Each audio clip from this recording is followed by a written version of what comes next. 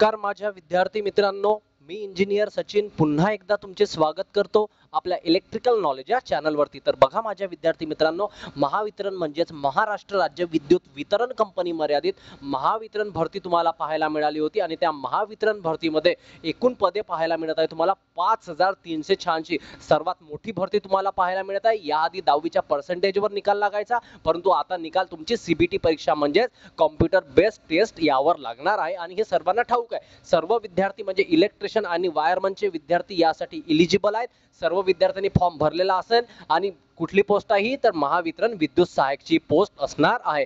तर विद्यार्थी मित्रांनो, महावितरण कडून एक नवीन अपडेट आलेला आहे। ते नवीन अपडेट कोणतं हे मी तुम्हाला आजच्या व्हिडिओमध्ये सांगणार आहे। आणि महत्त्वाची बाब म्हणजे कोणती की महावितरणची सीबीटी म्हणजे कॉम्प्युटर बेस्ड टेस्ट परीक्षा कधीपर्यंत होणार आहे त्यावर सुद्धा आपण आजच्या व्हिडिओमध्ये चर्चा करणार आहोत। तर विद्यार्थी मित्रांनो, व्हिडिओ स्किप न करता पूर्णपणे बघायचा, चर्चा सुद्धा करूया। मी तुम्हाला काही गोष्टी सांगणार आहोत की सीबीटी परीक्षा कधीपर्यंत होऊ शकते। अभ्यास तुम्ही सातत्याने करत राहा, निगेटिव्हिटी येऊ नका देऊ, कारण आई वडिलांचं स्वप्न पूर्ण करायचं आहे, समाजामध्ये स्टेटस निर्माण करायचा आहे। तर हीच वेळ आहे काहीतरी करून दाखवायची। कारण विद्यार्थी मित्रांनो, एक गव्हर्नमेंट जॉब ना तुम्हाला 3 ते 4 महिन्याची स्टडी तुम्हाला येणारे 30 ते 40 वर्षाचं आयुष्य पूर्णपणे सुखद आणि समृद्ध होणार आहे इतरांच्या तुलनेने। म्हणजे ज्यांना नोकरी नाही आणि तुम्हाला नोकरी असेल, म्हणजे विचार करा विद्यार्थी मित्रांनो, तुमचं जीवन किती सुखमय होणार आहे। तर त्यासाठी मेहनत करायची आहे, अभ्यास करायचा आणि सातत्याने करायचा आहे। Consistency is most important. Okay, चला तो नोटीस बघूया आणि त्यानंतर चर्चा करूया। त्याआधी तुम्ही जर या चॅनलवरती जर नवीन असाल ना, जेही विद्यार्थी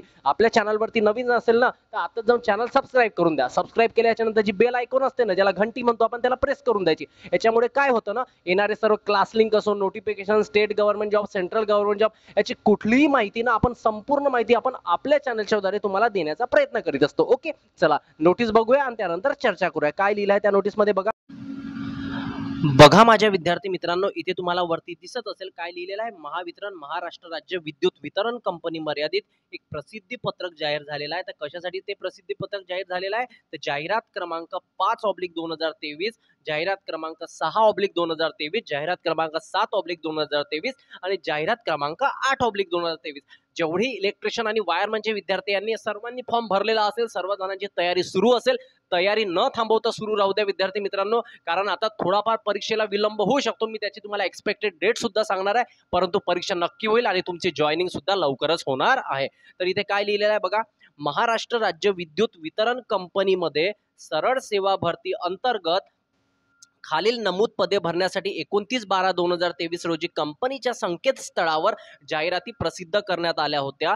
तसेच याबाबत विविध वर्तमानपत्रांमध्ये प्रसिद्धी देण्यात आलेली होती। सर्वांना ठाऊक आहे, उमेदवारांसाठी ऑनलाईन अर्ज भरण्याकरिता दिनांक 20/6/2024 पर्यंत मुदतवाढ सुद्धा करण्यात आली होती आणि सर्वांनी 20/6/2024 पर्यंत अर्ज सुद्धा केलेले असेल। मग कुठली कुठे होती तर 5/2023 कनिष्ठ सहाय्यक लेखा, 6/2023 विद्युत सहाय्यक, 7/2023 पदवीधर शिकाऊ अभियंता वितरण स्थापत्य म्हणजे सिव्हिल, 8/2023 पदवीकारक शिकाऊ उमेदवार अभियंता वितरण स्थापत्य। आता यामध्ये काय लिहिलं आहे, महत्वाचे पॉइंट आहे, त्यानंतर आपण चर्चा करूया। बघा हा पॉइंट बघा।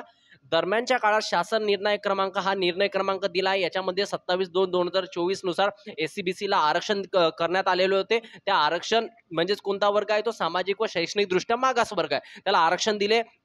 21/6/2024 रोजी कंपनीच्या स्थळावर प्रसिद्ध करण्यात आली होती सुधारित जाहिरात। त्याचबरोबर आर्थिकदृष्ट्या जे ईडब्ल्यूएस मध्ये ज्यांनी अर्ज केला होता, मग त्यांना एससीबीसी मिळालं होतं, तर त्यांना नवीन एससीबीसी प्रवर्गाचा विकल्प सादर करण्यासाठी सूचना सुद्धा देण्यात आलेल्या होत्या। हे सर्वांना ठाऊक आहे। आता बघा विद्यार्थी मित्रांनो, इथे काय लिहिलंय, सदर मूळ जाहिरातीस अनुसरून ज्या एससीबीसी उमेदवारांनी ईडब्ल्यूएस प्रवर्गातून अर्ज भरले आहेत त्यांच्यासाठी एससीबीसी प्रवर्गाचा विकल्प सादर करण्याची वेब लिंक कंपनीच्या संकेतस्थळावर उपलब्ध करण्यात येऊन विकल्प सादर करण्याची जी दिनांक होती 4/8/2024 अशी दिलेली होती। आता बघा विद्यार्थी मित्रांनो, एक महत्त्वाचा पॉइंट इथे लिहिलेला आहे की आता जे एससीबीसी उमेदवार वयाधिकामुळे उक्त पदांसाठी अर्ज करू शकले नाहीत त्यांच्याकरिता, तसेच एक महत्त्वाची लाईन मी तुम्हाला इथे सांगणार आहोत, तसेच इतर सर्व प्रवर्गातील उमेदवारांकरिता, इतर सर्व प्रवर्गातील कुठलाही प्रवर्ग म्हटले आहे इथं, ऑनलाईन अर्ज सादर करण्याकरिता वेब लिंक URL लिंक कंपनीच्या संकेतस्थळावर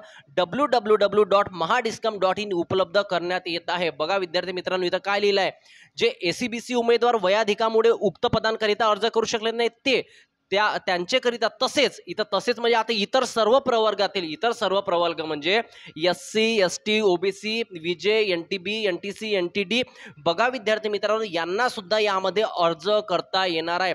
तसेच सर्व प्रवर्गातील म्हणजे जेवढी प्रवर्ग आहे त्या उमेदवारांकरिता ऑनलाईन अर्ज सादर करण्याची जी लिंक आहे www.mahadiscom उपलब्ध करण्यात येत आहे. सदर उमेदवारांनी ऑनलाईन अर्ज आता दिनांक 16/8/2024 पर्यंत तुम्हाला अर्ज करायचा आहे. ज्यांनी इलेक्ट्रिशियन आणि वायरमनच्या विद्यार्थ्यांनी अर्ज केला नसेल तर त्यांनी 16/8/2024 पर्यंत अर्ज करू शकता. इथं लिहिलेलं आहे. आता विद्यार्थी मित्रांना ही वाटत असेल सर काय लावला हे नोटीसवर नोटीस, परीक्षा होऊन नाही राहिली, आम्ही अभ्यास करून थकलो. विद्यार्थी मित्रांनो, मी तुमच्याशी 100% सहमत आहो, नो डाऊट. कारण नोटीसवर नोटीस येऊन राहिला, डेट वाढवूनच राहिली, परंतु आता खूप झालेला आहे. परीक्षेची तारीख त्यांनी देऊन द्यायला पाहिजे की या तारखेला परीक्षा, भलेही ते 3 महिन्यानं 4 महिन्यानं का बरं नाही हो, परंतु त्यांनी संभावित परीक्षेची डेट द्या, जेणेकरून विद्यार्थी आपल्या अभ्यासाचा टाइम टेबल वेळेवर आखून आपल्या त्या अभ्यासाला लागतील. तर 16/8/2024 पर्यंत अर्ज करायचे. तदनंतर अर्ज सादर करण्याकरिता कोणतीही मुदतवाढ देण्यात येणार नाही, याची उमेदवारांनी नोंद घ्यावी. आता यानंतर तुम्हाला कुठलीही म्हणजे मुदतवाढ भेटणार नाही. यामध्ये सर्व क्लिअर लिहिलेलं आहे की कुठलीही म्हणजे यानंतर डेट वाढणार नाहीये. लास्ट डेट आहे 16/8/2024. आजची 9 तारीख आहे विद्यार्थी मित्रांनो. तुम्हाला जेही 9-7 दिवस मिळाले त्या 7 दिवसामध्ये एका वीकमध्ये अर्ज करून घ्या. आणि अर्ज केल्याच्या नंतर विद्यार्थी मित्रांनो, तुमची परीक्षा आता होऊ शकते, आचारसंहिता लागू शकते. जर झाली तर या लास्ट वीकमध्ये ऑगस्टच्या होऊ शकते.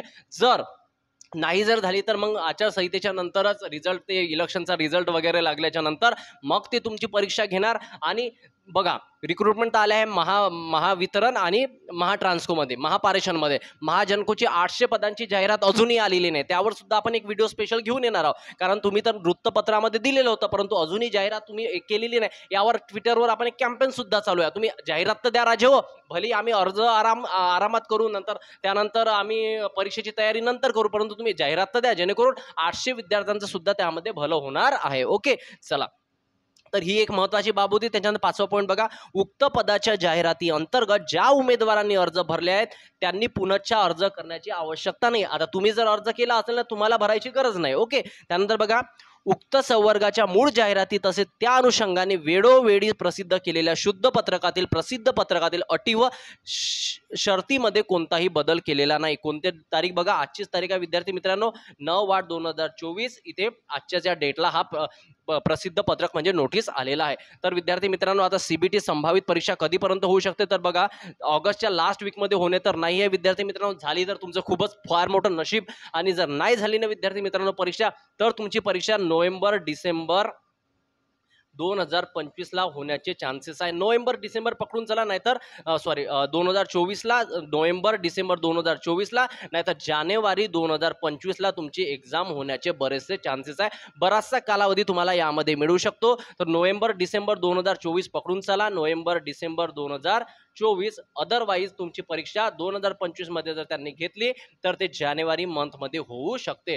तर हा संभावित कालावधी तुम्ही पकडून चला, सातत्याने अभ्यास करत राहा. आता नाही तर कधीच नाही. ही वेळ आहे विद्यार्थी मित्रांनो. 5386 कमी जागा नाही आहे, फक्त एक जागा घ्यायची आहे. आणि 3 वर्ष जर तुम्ही ते कंत्राटीचे काढले ना, आता असं ऐकलं आहे मी की मानधन सुद्धा वाढलाय. मग त्याचं माझ्याकडे पत्रही आलं होतं, परंतु मी त्यावर व्हिडिओ बनवणे योग्य नाही पकडलं, कारण त्याच्या मागचं अजूनही ते ऑफिशियल नाही आहे. म्हणून त्यामुळे मी व्हिडिओ बनवला नाही की मानधन वाढला आहे म्हणून. 15, 16, 17 हजार रुपये 3 वर्षाचं 20, 21, 22 हजार रुपये झाला आहे. आता खरं काय आणि खोटं काय, जसंही त्यावर मला क्लॅरिफिकेशन मिळेल मी व्हिडिओ घेऊन येईल.